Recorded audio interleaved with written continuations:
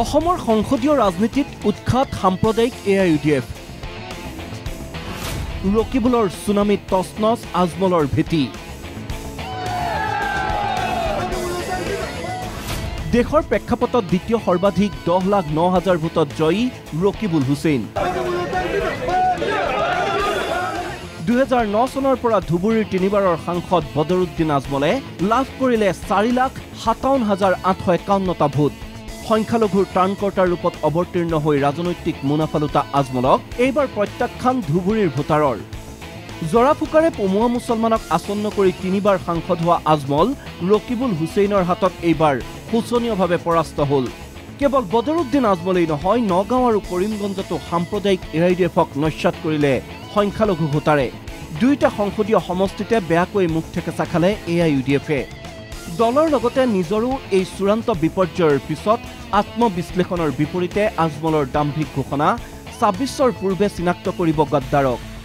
2026 আমাৰ সন্মুখত আছে আমি এৰ আগত আমাৰ ভিতৰত যদি কোনো আমাৰ ভাৰকাৰসকলে বা যে কোনো মানুহে গদ্দাৰী কৰি থাকে আমি চিনাক্ত কৰিব লাগিব আজি হাইলাকান্দিৰ যেটা ৰিপৰ্ট আহিছে সেইটো বুজা যায় গোটেই হাইলাকান্দিৰ মানুহে ৰিজেক্ট কৰি দিছে UDFে বোধহয় 2000 ভোটো পোৱা নাই পুৰা বহুত আশ্চৰ্যৰ কথা যে মানুহবিলাকে আমাৰ MP একবাৰ দুইবাৰ কৰি জিকাইছিল এই মানুহবিলাক ইমান নাৰাজ হৈছে আমি ৰিচাৰ্চ কৰিব লাগিব উল্লেখযোগ্য যে ধুবুৰীত ৰকিবুল হুছেইনক কংগ্ৰেছে প্ৰাৰ্থিত্ব দিয়াৰ পিছতেই বলিছিল আজমল বিৰোধী ঢৌ তাৰ মাজতে সাম্প্ৰদায়িক ৰাজনীতিৰে আজমলে বিজেপিক সহায় কৰা বুলিও ধুবুৰীৰ ধৰ্মীয় সংখ্যালঘু ভোটাৰসকলে উপলব্ধি কৰিছিল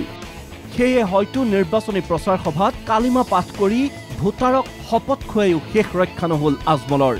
ধুবুৰীত এই অভূতপূৰ্ব ফলাফলৰ পিছত AIUDFৰ সংগ ত্যাগ কৰি কংগ্ৰেছক পাপমুক্ত কৰা বুলি ঘোষণা APCCৰ সভাপতি ভূপেন বৰাৰ আমি বিজেপিৰ দৰে সাম্প্ৰদায়িক শক্তি এটাৰ সৈতে যুঁজিবলৈ যাওঁতে আমি AIUDF নামৰ অন্য এটা সাম্প্ৰদায়িক শক্তিৰ সৈতে হাত মিলাই আমি কংগ্ৰেছৰ যিটো ধৰ্মনিৰপেক্ষ চেতনা এই চেতনাত আমি স্বয়ং আঘাত কৰিছিলোঁ আৰু সেইকাৰণে মই কৈছিলোঁ যে কংগ্ৰেছে মহাপাপ কৰিছিলে আৰু সেই মহাপাপৰ প্ৰায়শ্চিত্ত মই কৰিম বুলি কৈছিলোঁ আৰু প্ৰায়শ্চিত্ত কৰিবলৈ যেতিয়া চেষ্টা চলাই আছিলোঁ তেতিয়া মই চকী এৰিবলগীয়া পৰ্যায়লৈকে উপনীত হৈছিলোঁ ইফালে ইতিহাস ৰচি ধুবুৰীত জয় হোৱাৰ পিছতে সমষ্টিবাসীক ধন্যবাদ জনাই ৰকিবুল হুছেইনে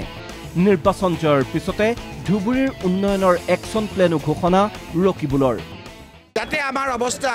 আমাৰ এই UDFৰ দৰে নহয় কেনেদৰে ৰাইজৰ লগত থাকি আমি কাম কৰিম ৰাইজৰ সমস্যাৰ কথা আমি নিৰ্বাচনৰ সময়ত কি কৰিছিলোঁ কি কৈছিলোঁ আৰু সেইবিলাক ইমপ্লিমেণ্ট কৰাৰ ক্ষেত্ৰত আমি কি ধৰণে কৰিব লাগিব প্ৰত্যেকটো ব্লক কংগ্ৰেছে নিজৰ এৰিয়াৰ তিনিটা মূল সমস্যা তেওঁলোকে দিবৰ কাৰণে আমি আজি সিদ্ধান্ত গ্ৰহণ কৰিছোঁ